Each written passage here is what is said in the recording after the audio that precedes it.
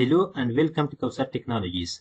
This is session 2 of Library Management System using Java Swing and MySQL database. In today's lecture, we are going to create database structure for library management system. So, our all database tables, we are classified into 3 groups. The first group is lookup tables, the second is user management tables, the third is main data tables.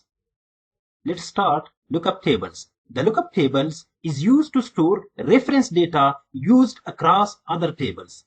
This means these tables are used to provide data for other main data tables. Okay, it includes publisher table, category table, volume table, language table, edition table, row table, department table, and faculty table. And all the tables has similar structure. It has ID, name, and description. Okay, and in all tables we have primary key. The primary key column is used to represent each row uniquely. So the second group is user management tables. These tables are used to handle authentication, roles, and permissions. So let's start the first table, which is role table.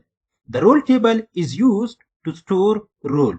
It has 2 columns, role ID and role name. Then we have function table. The function table is used to store function.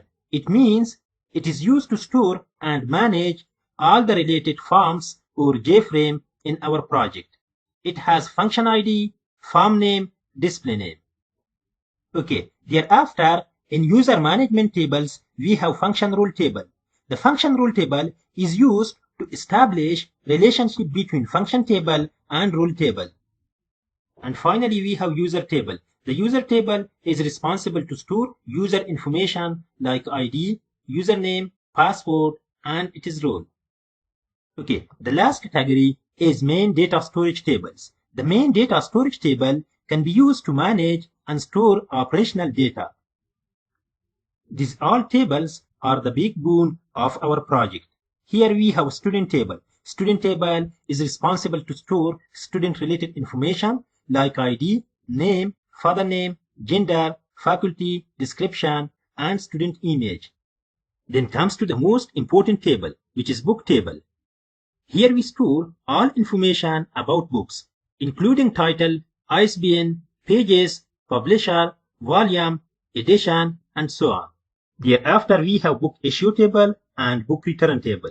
The book issue table is used to store issued book related information like ID, issue date, expire date, book ID, student ID, user ID, and description.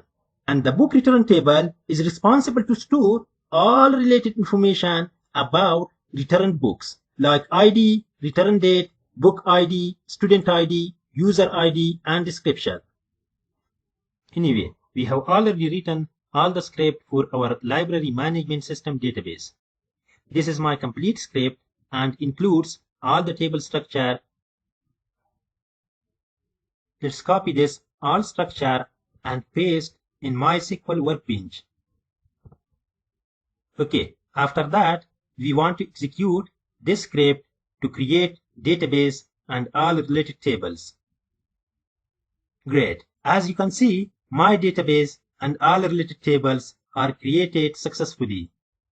Thereafter, we want to refresh Schema sidebar. Let's refresh all.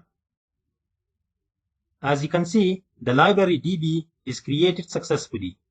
Let's expand tables. You can see all the tables. Thanks. You can get all the script from the video description link. Thank you for watching. Have a good day. See you in the next one.